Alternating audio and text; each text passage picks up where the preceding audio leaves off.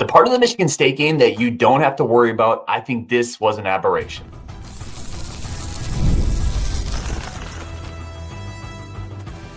You are Locked On Badgers, your daily podcast on the Wisconsin Badgers. Part of the Locked On Podcast Network, your team every day.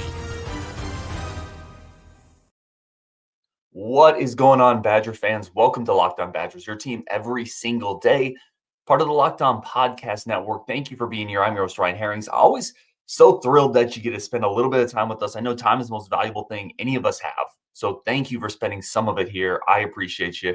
Today's episode, it's the rewind, going over the Michigan State game, a couple big picture thoughts. Where does this set Wisconsin? What happened to our pick and roll defense? What happened to John Tonje? Plus some of your thoughts. Big show today, lots of fun. I went back and rewatched a bunch of that Michigan State game to prepare for this one.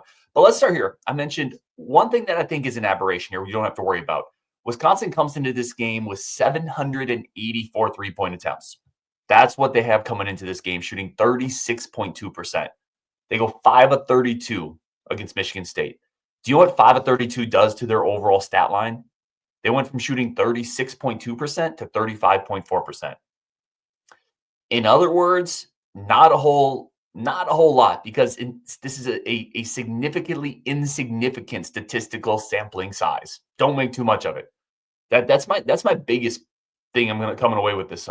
Do not make too much of something that barely moves the needle on what this team has done for this entire year. Baseball fans will always tell you, look at the back of the baseball card. What is he hitting for this year? Not what is he hitting for the last week. Is he a career 280 hitter that's in a 190 slump? If that's the case, just one bad week, not a big deal. In basketball parlance, one bad game, I don't think it's a big deal.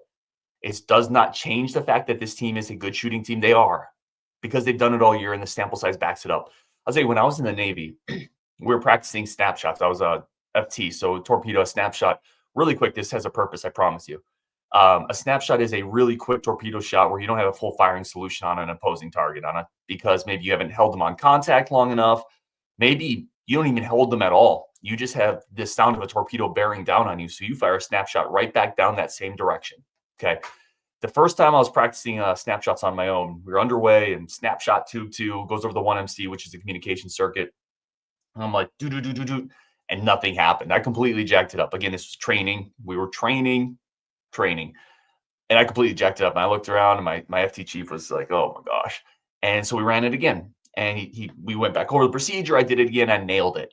And my chief looked at somebody else who was watching this evolution. And he said, see, I told you that Harings kid is trainable. My point in this is one bad snapshot does not make a torpedo man, does not make a fire control technician, does not make a submarine. You have a bad performance. You learn from it. You wash it. You get better. And you go forward. That's all this is. You see behind me, I have a Beat the Gophers clock. It's counting down. If you're watching on YouTube, 2 days, 19 hours, 4 minutes, and 4 seconds, 3 seconds, 2 seconds, et cetera, et cetera. You get the deal. I'm not going to count it down on the show, y'all. You can see it. But my point is, beat the Gophers. That's all that matters now. Go beat the Rodents. Beat the Rodents. This is a bad shooting game, partially because Michigan State's really good. This is what they do too. Trust the baseball card. Trust the baseball card that Wisconsin's a good shooting team. Trust the baseball card that Michigan State makes it hellacious to shoot the ball. Both these things are true. Michigan State won this day, which also happened to be a game they're playing at home, and we didn't have Max Klesmit. Okay? Do not make too much of this, in my opinion. Or do it if you want. I'm just telling you where I'm at. I'm not making too much of this. It's a tough game against the number 8 team in the country where you shot really poorly. Some of those looks weren't great. I went back and watched every John Tonje shot. Some of John Tonje's shots aren't too bad, and you expect him to make some of those. It just didn't happen. I think some of that's legs. This was a great comment. Somebody brought this up in the live show. I thought it was a really good comment. Michigan State pushes tempo. Tonje and Blackwell were rolled both over 30 minutes, 35, 36 minutes in a game with a lot of tempo. I think their legs were going too towards the end. Kamari McGee played more minutes than he has all season. Again, I think it might be a legs thing to some degree. And you just also shot poorly. So don't make too much of it. You were in the game at the end against a really good team. You shot poorly. That's my biggest takeaway. Let's get in big picture. Because again, the rewind, we always like to reset the big picture of where we're at right now. So this Michigan State win, Wisconsin loss puts Michigan State at 15-3 in the conference. Michigan is 14-4. There's your two top teams. They're playing still. Massive game coming up for Michigan and Michigan State there. You got to think Michigan State is certainly, they certainly are in the driver's seat to win the Big Ten at this point. And then you have this, again, we talked about the double bye a lot. Why is a double bye important? Because it gives you one less game where people can get hurt, where a Klesmit can get dinged up. The more rest, the better heading into March. These are long seasons. They're marathons. They're wars of attrition. That's all sports are. Football, baseball pitchers, it's a war of attrition. Football in the trenches, it's a war of attrition. Basketball, it's a war of attrition. You got to get less opportunities to get hurt. So the double bye is a big deal. Right now, Wisconsin is in that glut following Michigan and Michigan State. You have Maryland at 12-6, Purdue at 12-6, Wisconsin at 12-6. And then on the outskirts, you have UCLA at 12-7. But you have these three teams all at 12-6, all vying for 2 spots. Wisconsin's in a great spot here. If they win out, they're going to be in. That's all they got to do. Win out and you're in. So that's Minnesota as Purdue. Win out and you're in. That's it. I shouldn't say that's it. Every game in the Big Ten is difficult, but that is a very winnable stretch with a lot riding on it because the double bye matters. Maryland obviously has the tiebreaker against Wisconsin, but Wisconsin has a tiebreaker against Penn State. So Penn State, as long as Wisconsin wins out, Penn State can jump us. Win out, you have the double bye, and you have a hell of a regular season, especially compared to expectations. That's what you have to do. Okay. Now, if they lose one, then you have UCLA back in the mix. UCLA has a tiebreaker over Wisconsin. Maryland already has a tiebreaker over Wisconsin. Then I don't know. You can drop one of these two, which speaks to the importance of flipping the script, rest a little bit. I still think Klesmit probably isn't playing against Minnesota, but you should be able to beat Minnesota. You almost beat Michigan State. You could have beat Michigan State this game. You could have beaten Michigan State without Klesmit. So you can beat Minnesota without Klesmit. You're not going to be playing in the Breslin Center. You're not going to be playing those perimeter athletes.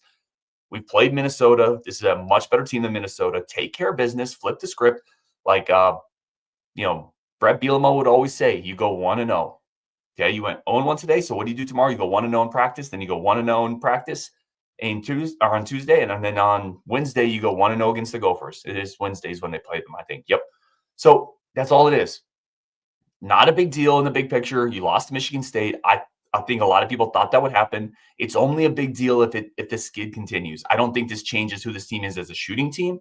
I don't think this is exactly kind of who we thought this team might be. Like when they shoot poorly, they might struggle to win games. When they shoot well, if they shot well tonight, they would have won. They would have beat Michigan State because I thought, at least in moments, their defense held up. And I think they did a pretty good job, at least to some degree, matching Michigan State's tempo and transition. They did not give up a ton of easy shots. Now that coast-to-coast layup, brutal. That can't happen, right? That can't happen. You can't give up a coast-to-coast layup with 4 seconds left. That was inexcusable. But for the most part, I thought they matched Michigan State decently well in transition. Kudos to them. That's a tough thing to do. Michigan State's deep. They ran at home. I thought Wisconsin withstood the runs. They just couldn't quite get over the hump.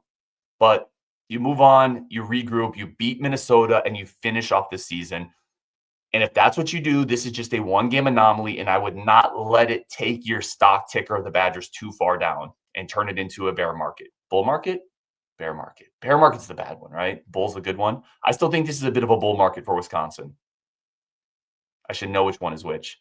Anyway, we're going to take a break there. We're going to come back and talk about what the heck happened to that pick and roll defense that Michigan State exploited. And how did Michigan State stop John Tonje? That's coming up next on Locked On Badgers. First, a quick break for our new friends of the show over at Supply House. Get the supplies you need from the site made for skilled trades. So that's Supply House. Whether you're in plumbing, HVAC, or electrical work, Supply House is the reliable way to order all of your products online. And a lot of people do this kind of thing. A lot of people need a place where they can get better products quicker and easier. That's what Supply House is here for. Their easy-to-use website is packed with helpful resources and the latest product info to help you get the job done right. Plus, with over 200,000 parts, I can't even count that high, from over 400 top brands, you'll find exactly what you need delivered fast from coast to coast. Need help with an order? Supply House is also here to offer you expert support, industry-leading service, and you always talk to a real person, 100%. You can grill them on it. They're going to be real. And for trade pros looking for an extra edge, their free Trade Master program offers exclusive perks like a dedicated phone line, free shipping, discounts on every order. Thousands of skilled professionals already taking advantage. Now it's your turn. Join the Trade Master program today at supplyhouse.com/TM And then start ordering plumbing, HVAC, electrical supplies with just a few clicks. Plus use promo code SH5 for 5% off your first order. That's SH5, 5% off your first order over at supplyhouse.com. Okay, let's jump into pick and roll defense and John Tonje. So I want to start here because this had shades of the Michigan game. If you remember, Michigan just dicing us up with that big on big pick and roll had shades of that, frustrating shades of that, where Michigan State went to kind of a side pick and roll and just got 2 or 3 easy dunks, looks, lobs at the rim. Is frustrating because in a game where you're scrapping for hoops and Wisconsin was scrapping for hoops, it felt like they were just like, please, sir, may I have another bucket? And they couldn't find anything. Michigan State on the other end in a couple plays was just easily gouging Wisconsin's interior defense with this pick and roll. Let's look at it. What happened? So I went back and looked at a couple of them. Poor communication, definitely one of the culprits here, and then effort. So you got to get around picks on this defense. Wisconsin is predicated on you have to get as a guard, you got to get around the pick. That takes great effort. There's times in this game, I don't think some of the guards, Blackwell, McGee, I don't think there was enough effort to get around the pick to really, and I talk about it. I just call it like I see it after I go back and watch the film. I love those guys, but you got to call it like you see. You got to get around picks. And we're going to talk about that later and why that led to some offensive rebounding issues too. There were some issues there.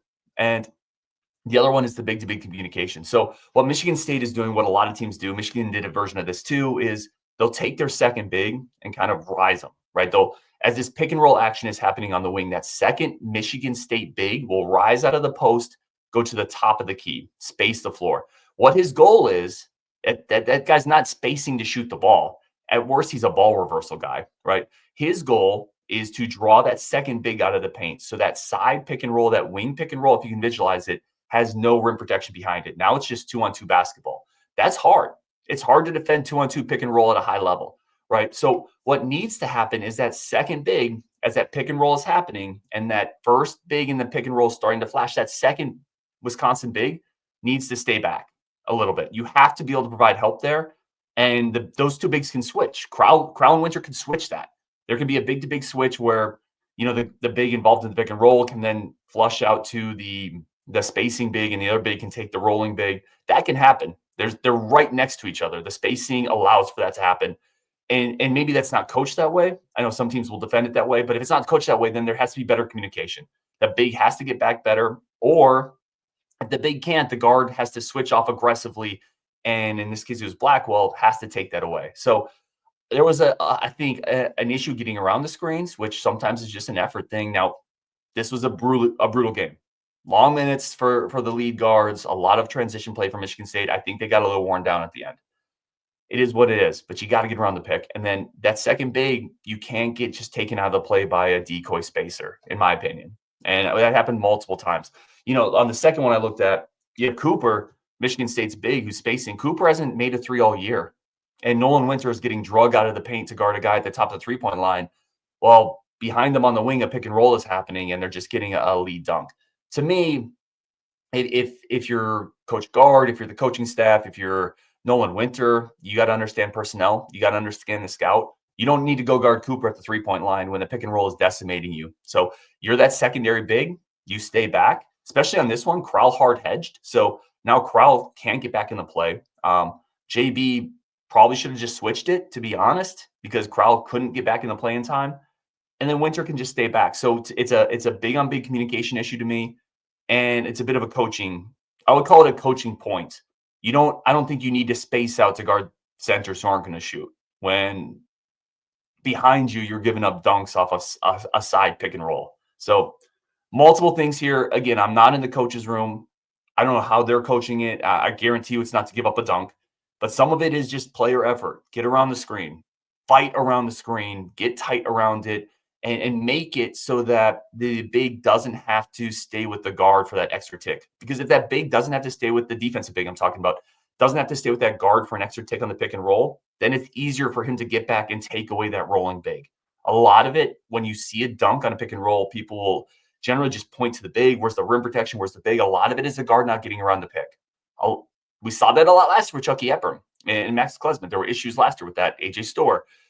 There were some issues with that again in this game. You got to get around the picks. And then I do think better communication with the bigs was an issue there.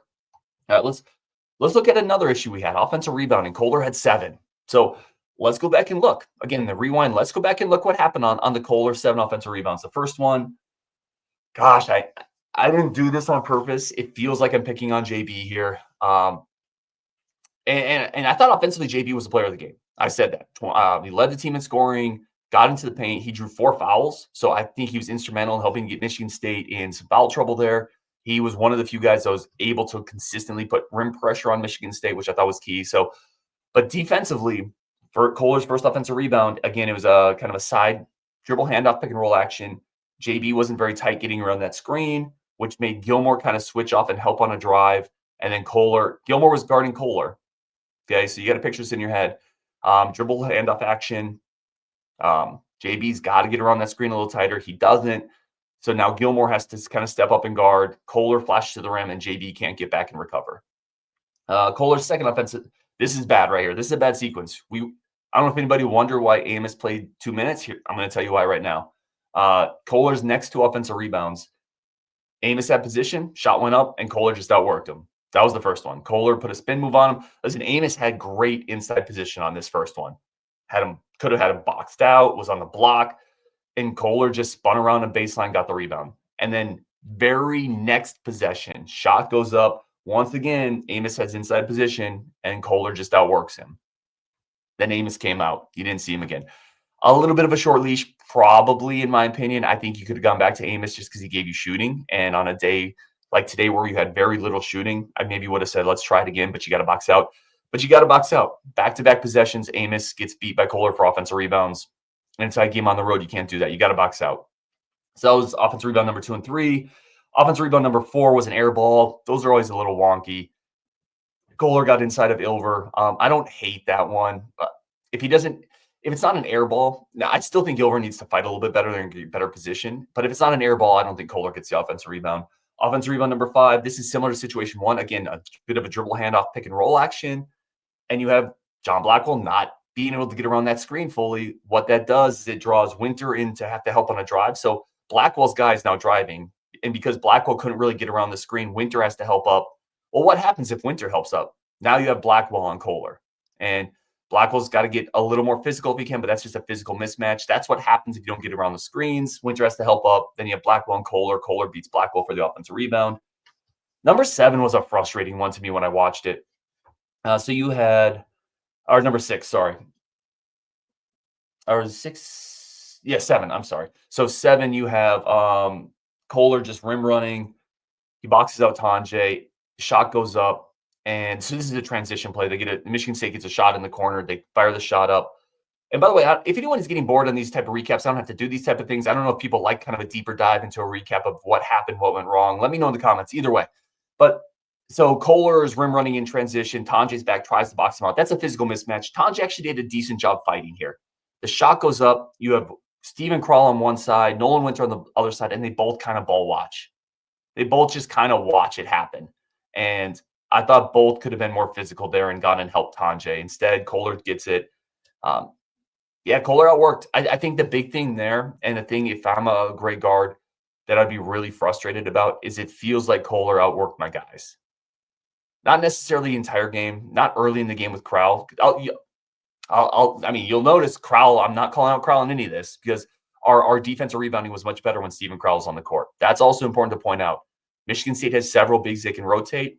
Steven Krall can't play the whole game. But when Steven Krall doesn't play the whole game, you need Winter, you need Amos, you need Blackwell, you need some of these other guys to play a little bit bigger role and to kind of help limit some of those second shots. And it was a rough game. Amos can shoot the ball. You got to rebound better. You got to rebound better if you're going to stay on the court for great guard. And if you're going to stay on the court in the Big Ten, you got to box out and get possession. All right, let's take a break there. We're going to come back, talk about John Tonje and some of his shots, maybe what Michigan State did there, plus a couple of your comments next on Locked On Badgers. But as always, thank you for tuning in. Thank you for making this one of your first listens every day. Thank you for being everydayer. Thank you for being who you are. Really do appreciate it. I can't say that enough. Thank you so much for being part of this community. All right, let's talk some of the Tonje offensive stuff. So flipping the hat around for this one, let's go. By the way, we had a comment the other day from Brotendo. He said, Ryan, you can't have your hair like that with a backward cap on. I think he was referring to like this look. I don't even know. I don't know how my hair was. So I don't know, man. I'll do the best I can. So I went back and looked at every one of Tonje's 10 misses. Okay. The first thing you notice is Michigan State was playing heavy ball denial. So not like complete denial where it's a box and one. You're like, gosh, they're not even going to let me get the ball. But for large periods of this game, they were not playing help defense off Tonje. They were facing him. They were cutting off passing lines. They just made him work to even get the ball at times. So that's a part of this. They made Tonje work. They made him. They pushed him out. They made him a little uncomfortable. They got a little physical with him on cuts. They did make him work. Credit to Michigan State. Right, it's a really good defense. We knew that. We knew, and Tom Izzo's a great coach, and they have long athletes on the perimeter. We knew that they would make this a grind for Tonje. So that's one of the things you saw. And then you start to see the shot selection. His first miss was 4 feet behind the three-point line, 15 seconds left on the shot clock. That's an okay shot. But what have we talked about with Tonje consistently? What have I talked about a lot in this show? Some of the shots he takes aren't great looks. It's not great offense, but he's been such an elite shot maker, you kind of live with it. Today was kind of what happens if some of those great shots start not going in? Then you start looking at a lot of empty possessions. You start looking at some inefficiencies and some rush shots. And you saw a lot of that today. So that first shot, again, he's about 4 feet behind the three-point line, 15 seconds left on the shot clock. It was an okay look. It wasn't a great contest, but Michigan State's that's a win for Michigan State. Even as good as John Tonje's been, they're going to let you shoot 4 feet behind the three-point line with 15 seconds left all day. Second miss, mid-range baseline fadeaway, really contested. That came right after that BS call where the refs picked up the continuation for Tonje. If you remember, then they threw it in. He got it on kind of the baseline area, mid-range baseline, took a pump fake, another pump fake, then faded away. Great defense. 21 seconds left on the shot clock there. That's a bad look. That's not good offense. One pass and a really contested fadeaway baseline shot with 21 seconds left on the shot clock. Got to move the ball. They fell in Tonje, fell a little bit into the trap that we've talked about where you can fall too in love with your jump shot. You can fall too in love with that. You got to move the ball. You got to hit the point. You got to hit the paint. You got to make the defense shift.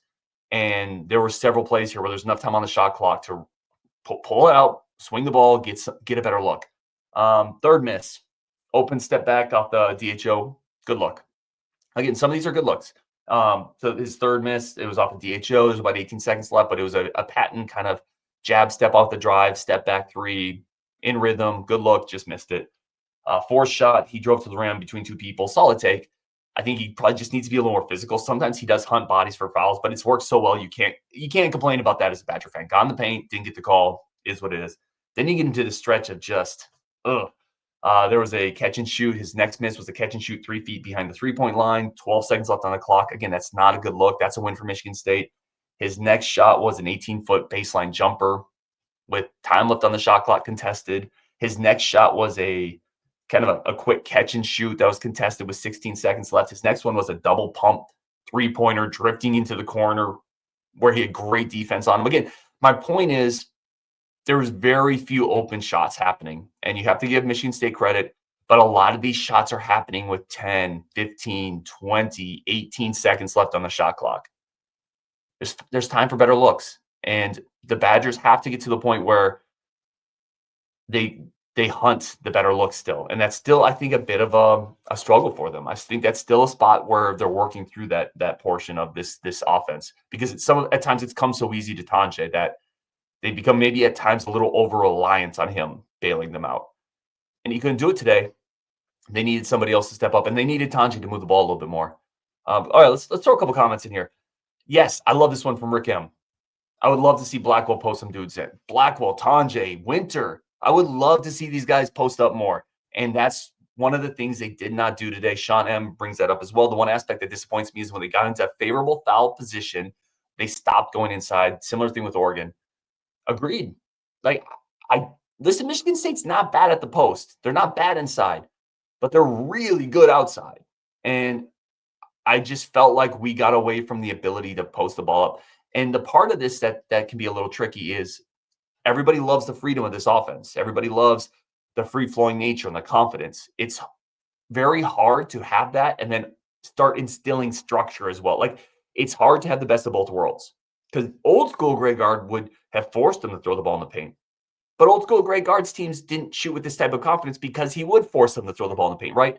So people have to understand there's a give and take with all of this. That being said, there were still moments today where I wish Greg Gard would have purposely called more sets to get into the paint. And, there's a comment up here from Josh Lloyd who says you're underselling Michigan State's interior defense. I don't think I am. I would disagree, good sir. Good sir, Josh Lloyd. I think it's a good interior defense. I'm just saying it's not as good as their perimeter defense. That's all I'm saying. Like, you can go fight a tough fighter or a great fighter, like a tough fighter or an okay fighter or a great fighter. Go fight the okay fighter.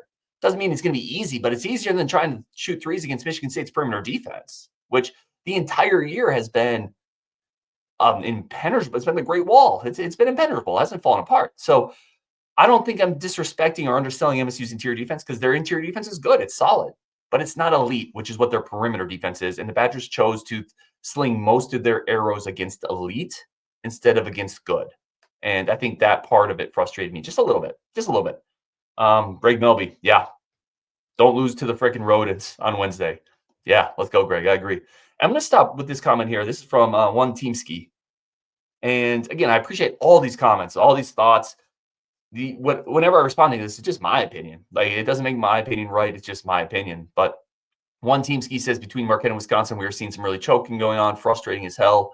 Listen, I always get the fan frustration because I'm a fan first. Like, losing a game always stinks. I don't think this was a choke game by Wisconsin. This is not a choke game to me. This is not a game where a choke game to me would be you went into the Breslin Center and you laid an egg. Like, you weren't ready to play. They ran you out of the gym. You had 17 turnovers because you folded with the crowd noise and Izzo and some iffy calls. And the game got away from you when Tonje wasn't hitting shots and it was 74-60. And like, it was never this was a 65-60 game with 2 minutes left. Like, this game was right there. And to me, if you go on the road against number 8 Michigan State, you're missing a starter, you don't shoot well, and you're right there. To me, that's not a choke game. That's a game you didn't shoot well. And there's a difference between those two things. So I would not call it a choke game. If you want to, that's cool. Like, again, I'm not going to tell people how to think. That's not what this show's about. But I wouldn't. I don't think it was a choke game. And I actually take some positives out of this. I think the team showed resiliency. I think it showed some mental toughness. And I think it showed it can punch with the team even when it's not shooting really well. Michigan State might be a 1 seed. Straight up, if they finish this thing off, when the Big Ten beat Michigan, they might be a 1 seed. And Wisconsin punched with them. They punched with them fine on the road. And they didn't win. But that's a game in Madison that could have gone the other way very easily. So I don't think it's a choke game. Curious what everyone else thinks. We're going to wrap it there on Wisconsin. As always, this has been The Rewind. Beat the Gophers. 2 days, 18 hours, 39 minutes, and 25 seconds. When you're done, you go check out Locked On Big Ten. All the biggest stories from the conference. NIL, realignment. It's all over there on the Locked On Big Ten channel. Appreciate the heck out of everyone being here. We're going to talk tomorrow. We have some good guests coming up this week. I don't want to spoil it because sometimes I say that and then for logistical reasons, a guest falls through. But I think you guys are going to like them. On Wisconsin, we will talk later.